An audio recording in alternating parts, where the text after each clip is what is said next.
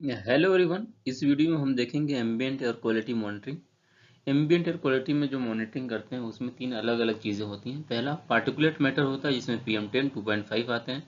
Gaseous में mainly होते हैं sulphur dioxide, nitrogen dioxide, ammonia, ozone, carbon dioxide. और मेटल होते हैं मेनली लेड, आर्सेनिक और निकल। बेंजीन एंड बेंजोपायरिन भी होता है इसके साथ साथ। तो सबसे पहले हम देखते हैं जो भी पार्टिकुलेट मैटर हैं और हैवी मेटल, उनकी जो एनालिसिस करते हैं किस मेथड से करते हैं और कैसे करते हैं। तो सबसे पहले हम देख लेते हैं जो हमारा रिस्पायरेबल डस्ट सैंपल है। Respirable dust sampler, high volume sampler बोलते हैं। उसमें हम फिल्टर पेपर लगाते हैं PM10 का एनालिसिस के लिए, जो कि ग्रेविमेट्रिक मेथड से एनालिसिस करते हैं PM10 की। जब हम किसी पार्टिकुलेट मैटर PM10 की एनालिसिस हैवी मेटल के लिए भी करते हैं तो उसके लिए हमारा जो फिल्टर पेपर होता है EPM 2000 फिल्टर पेपर होता है। अगर हमको नॉर्मल ओनली PM10 के लिए करना है तो उसके लिए दूसरा फिल्टर पेपर होता है, ग्लास फाइबर ही होता है, ग्लास फाइबर फिल्टर। तो हमको EPM 2000 फिल्टर पेपर यूज़ करना है जब हमें हैवी मेटल की भी एनालिसिस करनी है।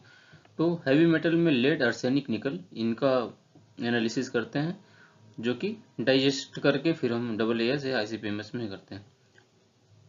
और इसी तरीके से बेंजोपायरिन की एनालिसिस जो है एक्सट्रैक्शन करते हैं उसका और एनालिसिस करते हैं गैस क्रोमेटोग्राफी HPLC में, या तो गैस क्रोमेटोग्राफी में या तो HPLC में करते हैं। फिर उसके बाद फाइन पार्टिकल सैम्पलर होता है हमारे पास, माइक्रो ग्लास फाइबर फिल्टर लगाते हैं इसमें PM 2.5 ग्रेविमेट्री मेथड से, इसको भी करते हैं जैसे PM10 की करते हैं। अब हम देखते हैं working instruction for the sampling PM10 2.5 for the estimation of the trace metal and benzopyrene. कुछ इनके वर्किंग प्रिंसिपल होते हैं, इंस्ट्रक्शन है इन यहाँ पे हम देख लेते हैं जो कि लेबोरेटरी में यूज होते हैं। The metal and benzopyrene analysis will be carried out by the respirable dust respirable particulate fraction PM10 collection on EPM 2000 filter metal and PAH free. मैंने पहले ही बता दिया है कि जो हम फिल्टर पेपर यूज करते हैं EPM 2000 फिल्टर पेपर यूज करते हैं PH फ्री होता है और PAH फ्री होता है, पॉलीएरोमेटिक हाइड्रोकार्बन फ्री।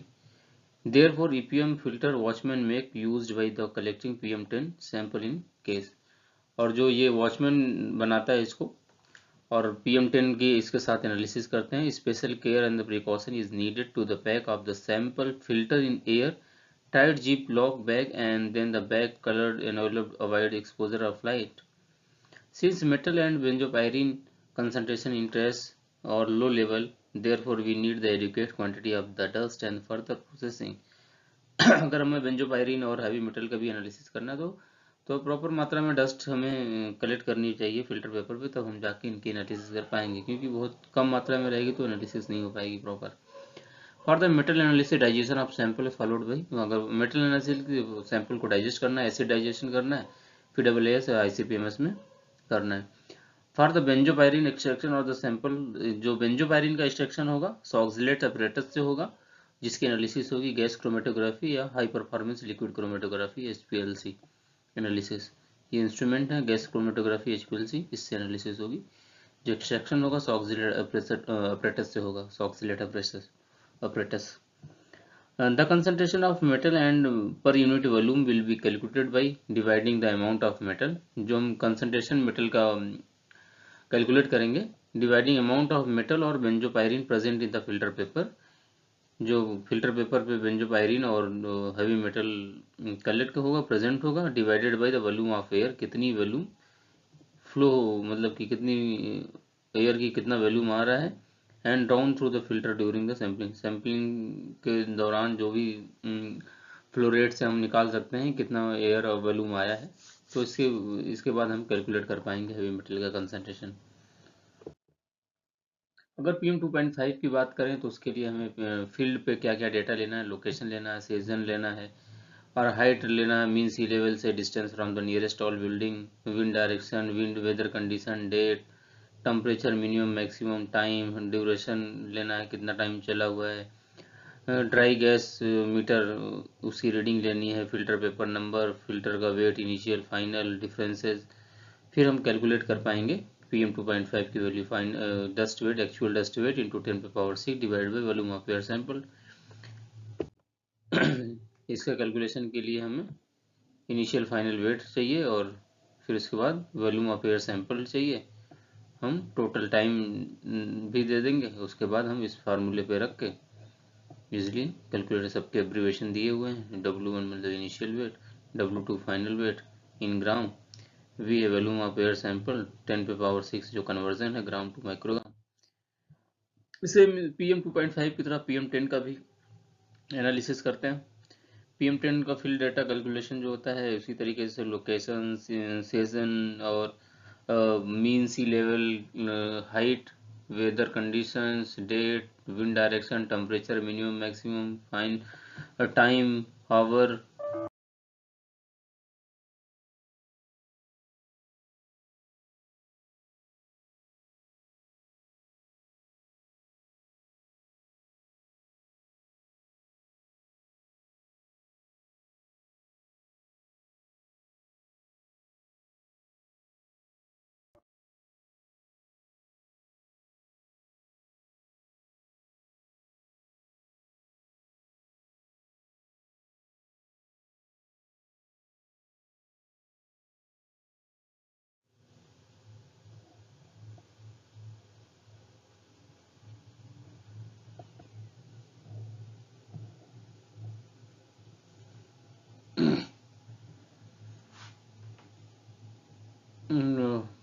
हावर, meter, flow rate, filter paper number, filter weight, initial final, और फिर उसी के तरीके से सेम फार्मूला है PM10 is equal to microgram पर metre cube, actual weight of the dust into 10⁻⁶ divide by volume of sample, और इस सबके एब्रीवेशन यहाँ पे दिए हुए हैं।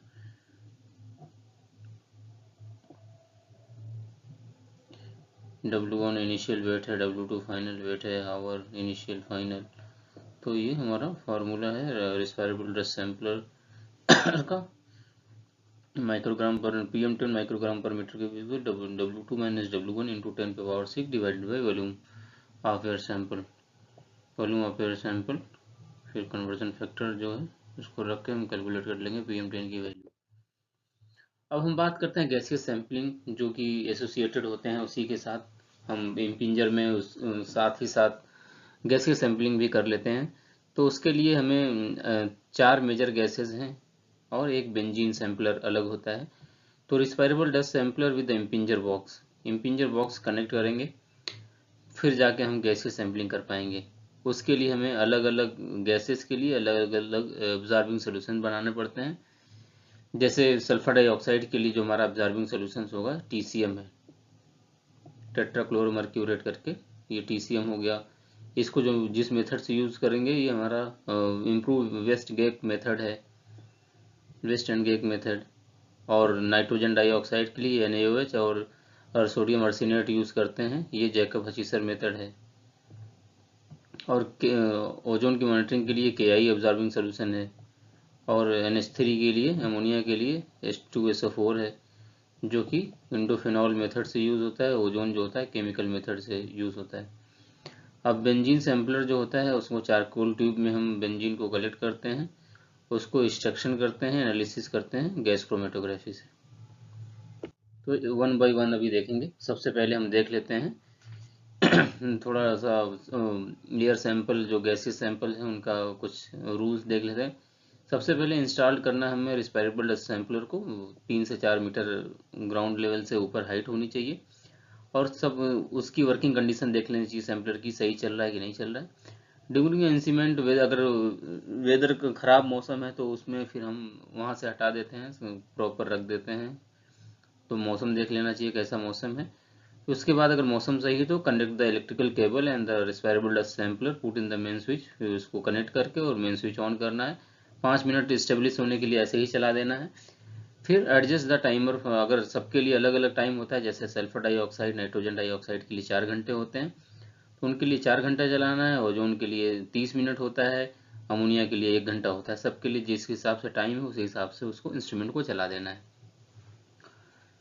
अगर हम एक साथ कर रहे हैं तो अलग बात है, जैसे सल्फर डाइऑक्साइड नाइट्रोजन डाइऑक्साइड को एक साथ कर लेते हैं, ओजोन को अलग करते हैं, अमोनिया को अलग करते हैं, तो उसी के सूटेबिलिटी के हिसाब से उसको हम एक साथ बस पढ़ा दे रहे हैं, एक साथ बता दे रहे हैं। इसका मतलब ये नहीं कि सब सारी पैरामीटर एक ही साथ हो जाएंगे। फिर उसके बाद इम्पिंजर बॉक्स को अटैच करना है, जो भी हमारे फ्लो हैं, जितना फ्लो चाहिए फिल, और उसमें एब्जॉर्बिंग सोल्यूशन भरते हैं आइस एंड कोल्ड वाटर के साथ। Fill the impinger with absorbing solution, और सबका एब्जॉर्बिंग सोल्यूशन जैसे हमें सोडियम सोडियम टेट्राक्लोरोमर्क्यूरेट का टीसीएम के लिए, टीसीएम जो होता है सल्फर डाइऑक्साइड के लिए होता है, ये 30 ml भरना है, और 30 ml सोडियम हाइड्रोक्साइड भरना है, ये नाइट्रोजन डाइऑक्साइड के लिए होता है, और जो KI जो होता है 10 ml भरना है, ये ओजोन के लिए होता है, और सल्फ्यूरिक एसिड 10 ml भरना है, वो अमोनिया के लिए होता है। फिर उसके बाद हमें क्या करना है, जो भी हमारा डिजायर्ड फ्लो रेट है, जैसे हम सल्फर डाइऑक्साइड नाइट्रोजन डाइऑक्साइड के लिए डिजायर्ड फ्लो रेट है 0.5 से 1 LPM लीटर पर मिनट, और 0.5 टू 3 LPM जो होता है ओजोन के लिए होता है, और 1 to 2 ppm जो होता है अमोनिया के लिए होता है। सबके लिए जो भी जिसका भी हम एनालिसिस कर रहे हैं उतना फ्लो रेट हमें मेंटेन कर देना है। फिर उसके बाद इनिशियल रीडिंग, रोटामीटर की रीडिंग नोट करनी है कितना है, और कितने टाइम के लिए हम लगा रहे हैं उसका रोटामीटर की रीडिंग हमें नोट कर लेनी है, तो हमें पता लग पाएगा हाँ कितना टाइम हमारा इंस्ट्रूमेंट चला हुआ है। क्योंकि कभी कभी लाइट चली जाती है, तो फिर अगर हमारे पास रोटामीटर की रीडिंग नोट किए रहते हैं तो उसी हिसाब से हमें पता चल जाता है एक्चुअल टाइम कितना चला हुआ है। फिर बीच बीच में से एक इंटरमीडिएट रीडिंग भी फ्लो की लेनी पड़ती है कि कितना LPM घट रहा है धीरे धीरे, क्योंकि उस पर जब PM10 पे पार्टिकल सेटल डाउन होते हैं तो उसका धीरे धीरे फ्लो कम हो जाता है, तो फिर बीच बीच में रीडिंग लेते रहना चाहिए। Before the stopping the sampler को बंद करने से पहले फाइनल रीडिंग फिर से ले लेते हैं, कि जब हमें लगता है कि हाँ टाइम हो गया है, तो फाइनल फ्लो रेट, टोटल जो टाइम हो गया सबकी रीडिंग दोबारा से ले लेते हैं। Note the evidence of the leak, उसके साथ हम मेट्रोलॉजिकल कंडीशन और बाकी लीकेज वगैरह एक बार चेक कर लेते हैं before the close the instrument. After the sampling of desire period the transfer the sampling solution, sample जब हम टाइम हो जाता है तो उसको एक प्लास्टिक बोतल में पैक कर लेते हैं, ट्रांसपोर्ट कर लेते हैं लेबोरेटरी में आइस बॉक्स में करके, उसको प्रिजर्व करके लेबोरेटरी एनालिसिस के लिए लेके जाते हैं। फिर लेबोरेटरी एनालिसिस में जैसे अगर हमें फील्ड डेटा शीट करनी, तो लेबोरेटरी एनालिसिस में करने से पहले जो फील्ड पे जो हमें डेटा चाहिए उसके बारे में देख लेते हैं। तो फील्ड पे डेटा चाहिए, लोकेशन चाहिए, सीजन चाहिए, height, location above the mean sea level, distance from the nearest tall building, temperature minimum maximum, wind direction, weather condition, ये सब चीज़ें हमें चाहिए रहती हैं। फिर वॉल्यूम ऑफ एब्जॉर्बिंग, जो हमारा एब्जॉर्बिंग सोल्यूशन था वो उसका वॉल्यूम कितना था, और इनिशियल फ्लो रेट कितना था, फाइनल फ्लो रेट कितना था, एवरेज फ्लो रेट कितना था, सारी रीडिंग हम यहाँ पे पुट करते हैं। कितने टाइम के लिए हमने चलाया, अगर मान लीजिए 4 घंटे के लिए चलाया हो तो 60 से डिवाइड मल्टीप्लाई कर देंगे, 60 इंटू 4, तो 240 मिनट हो जाएगा। Volume of air sample, air sample का वॉल्यूम क्या, sampling time into flow rate volume निकल आएगा। अब बेंजीन के लिए कुछ इंस्ट्रक्शन है, देख लेते हैं। Attach the benzene sampler to power supply source, attach पहले बेंजीन सैम्पलर को सप्लाई, पावर सप्लाई में कनेक्ट करते हैं। फिर फ्लो रेट एडजस्ट करते हैं, उसका एक नोब्स जो होती है उसको जितना हमें फ्लो चाहिए उतने नोब्स में उसको फ्लो प्रोवाइड कराते हैं। Insert the one in backup sorbent layer and charcoal tube, एक जो उसका इंड है उसको सॉर्बेंट लेयर में चारकोल के करते हैं, दूसरा इनलेट जो बेंजीन सैंपलर है उसमें करते हैं कि open sorbent layer end, note the final reading. फिर उसके बाद हम इनिशियल और फ्लो रेट की रीडिंग हम ऑपरेशन लॉगर, जितने भी हमारे इंस्ट्रूमेंट की इनिशियल रीडिंग ले लेते हैं। Operation the sampler for 1 hour और the set of the time of the desire, 1 घंटे के लिए हम चलाते हैं, जितना भी है तो हमें रिक्वायरमेंट हो, 1 घंटे आधे घंटे जितना भी हमें चाहिए टाइम फिक्स कर लेते हैं। फिर हम जब हम रिमूव करते हैं चारकोल ट्यूब सैम्पलर से, तो फिर स्विच ऑफ करते हैं, पावर की सप्लाई ऑफ करते हैं। फिर note the final flow note कर लेते हैं, प्रेशर और फ्लो रेट, ऑपरेशन लॉगर की जो भी वैल्यू होती है। सील द, फिर उसके बाद हम जो चारकोल ट्यूब का जो उसको होता है उसको पैराफिल्म से हम सील कर लेते हैं, फिर seal in the zip lock bag, उसको जिप लॉक बैग में रख देते हैं। फिर बिना सनलाइट की उसमें सनलाइट से दूर रखते हैं, बिना सनलाइट के पड़े हुए हम उसको ट्रांसपोर्ट करते हैं लेबोरेटरी एनालिसिस के लिए। The tube consist to section, one is the main sorbent and other is the backup. दो उसमें सॉर्बेंट होता है, एक तो मेन सॉर्बेंट होता है, दूसरा बैकअप सॉर्बेंट लेयर होती है। क्योंकि इसमें बेंजीन होता है, दोनों अलग अलग होता है। If benzene is present in backup layer as well as then the sample is considered as spoiled. दोनों में बेंजीन अगर हो रहा है, अगर बेंजीन का कंसंट्रेशन दोनों में आ गया, दोनों में, तो फिर इसका मतलब कि खराब हो गया, इसको कंसीडर किया जाएगा, तो सैम्पलिंग सही नहीं हो पाई। बेंजीन के लिए फील्ड डेटा भी हमें लोकेशन, सीजन और height of location above mean sea level, distance from the nearest tall building, wind direction, temperature minimum maximum, weather condition, date, same उसी के तरीके से सल्फर डाइऑक्साइड की तरीके से। उसके बाद initial flow, final flow, average flow, time in minute, volume of air sample, amount of benzene in sample, gas analysis, gas chromatography analysis. फिर उसके बाद जो हमारा फार्मूला है कंसंट्रेशन ऑफ बेंजीन, इसको हम निकालेंगे। Benzene in sample microgram divided by volume of air sample, तो हमारा कैलकुलेशन हो जाएगा। अगर हम सिंपल भाषा में देखें कि जो सल्फर डाइऑक्साइड की जो एनालिसिस है, जो कैसे करते हैं, तो स्टार्टिंग से लेकर एंड तक ये फ्लो डायग्राम है, बहुत इजीली समझने के लिए यहाँ पे हमने प्रोवाइड करा दिया है। तो सबसे पहले 30 ml ऑब्जर्विंग मीडिया लेते हैं इम्पिंजर में, उसको कनेक्ट करते हैं हाई वॉल्यूम सैम्पलर से। फिर उसके बाद हम फ्लो रेट सेट करते हैं 0.5 से 1 LPM 4 घंटे के लिए। फिर उसके बाद हम चेक करते हैं कि volume of sample at the end of, जो हमारा फाइनल वॉल्यूम बचता है, जैसे मान लीजिए 30 ml हमने सैंपल ऑब्जर्विंग सोल्यूशन लिया था, फिर 27 बचा है, तो उसको 3 ml और डाल के 30 ml पूरा करते हैं। फिर हम उसको ट्रांसपोर्ट कर देते हैं लेबोरेटरी एनालिसिस के लिए, और उसको प्रिजर्व करके। फिर उसके बाद हम स्टैंडर्ड के साथ उसका ग्राफ बनाते हैं। ग्राफ के बाद हम 10 ml सैंपल लेते हैं, 10 ml ऑब्जर्विंग सोल्यूशंस लेते हैं जो कि एक्सपोज होता है, एक नॉन एक्सपोज भी लेते हैं, वो ब्लैंक होता है। 25 ml वॉल्यूमेट्रिक फ्लास्क में लेते हैं। फिर उसके बाद 1 ml सल्फामिक एसिड डालते हैं, 10 मिनट वेट कराते हैं। फिर 2 ml फॉर्मल्डिहाइड डालते हैं, फिर 2 ml वर्किंग PRA डालते हैं। फिर उसको मेकअप कर देते हैं 25 ml डिस्टिल्ड वाटर से। फिर उसके बाद 30 मिनट और वेट करते हैं, कंप्लीट रिएक्शन का वेट करते हैं। फिर हम स्पेक्ट्रोफोटोमीटर में उसकी रीडिंग लेते हैं 560 नैनोमीटर पे। उसके बाद हम कैलकुलेट उसको जो हमारा स्टैंडर्ड होता है उसका कैलिब्रेशन ग्राफ चेक करते हैं। फिर उसके बाद हम कैलकुलेट कर लेते हैं सल्फर डाइऑक्साइड, फार्मूला मैंने पहले बता दिया। इसी तरीके से नॉक्स का भी करते हैं।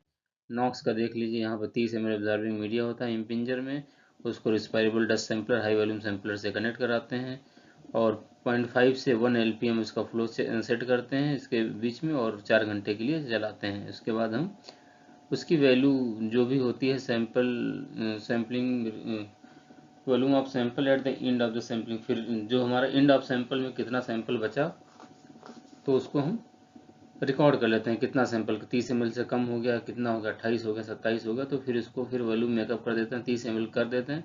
फिर उसके बाद स्टोर कर लेते हैं, प्रिजर्व कर लेते हैं सैंपल, लेबोरेटरी एनालिसिस के लिए भेजते हैं। फिर हम कैलिब्रेशन ग्राफ यहाँ पे प्रिपेयर करते हैं।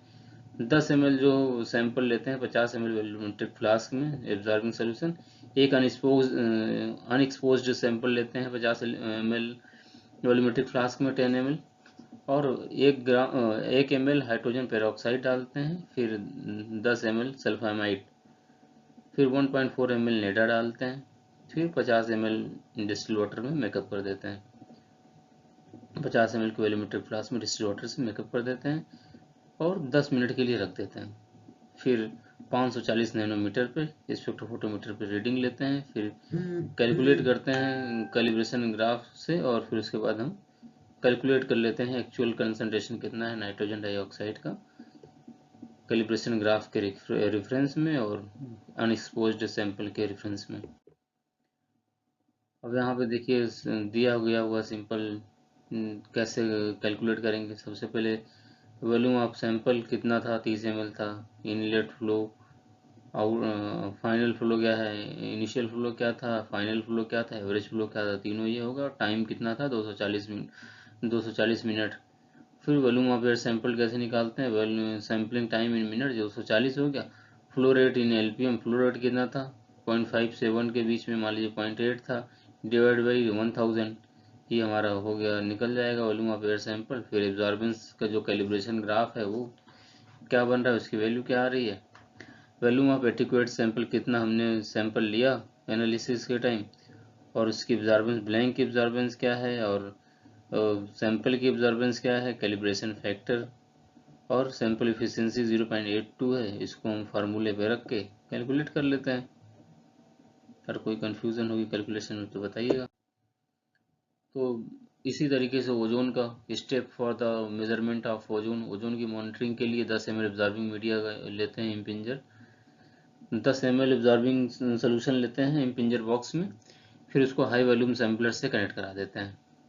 सेम उसी तरीके से draw air at the sampling rate and 1 LPM, और इसको 60 मिनट के लिए रखते हैं।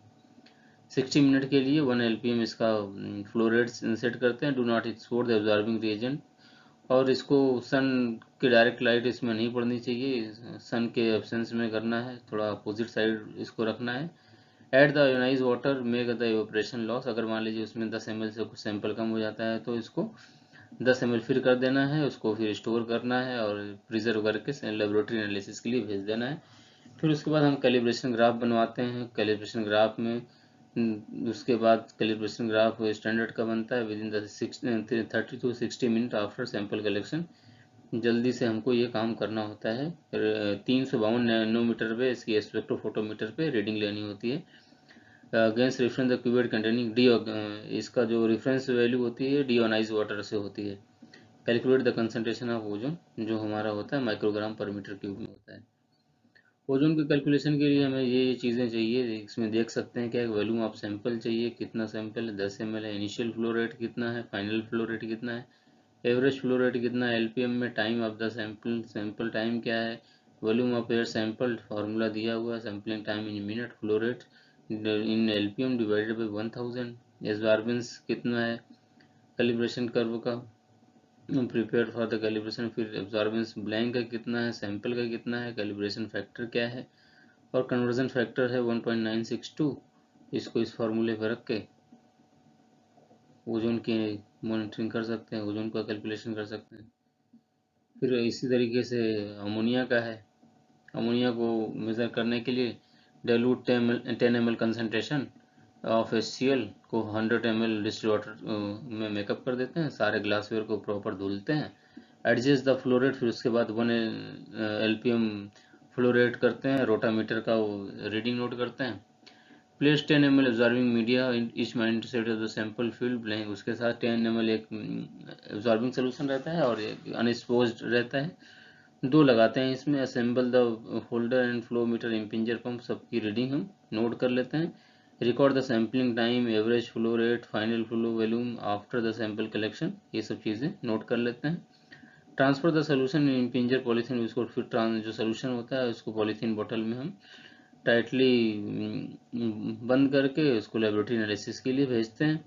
फिर prepare the absorbing media, absorbing media prepare करते हैं, various reagent for the working solution and method description for, जो भी हमारा मेथड होता है उसी के हिसाब से रिएजेंट बनाते हैं, उसको स्टैंडर्डाइज करते हैं सोडियम थायोसल्फेट सोल्यूशन से by titrating against potassium iodate and sodium hypochloride, फिर उसको टाइट्रेट करते हैं against the standard sodium thiosulphate.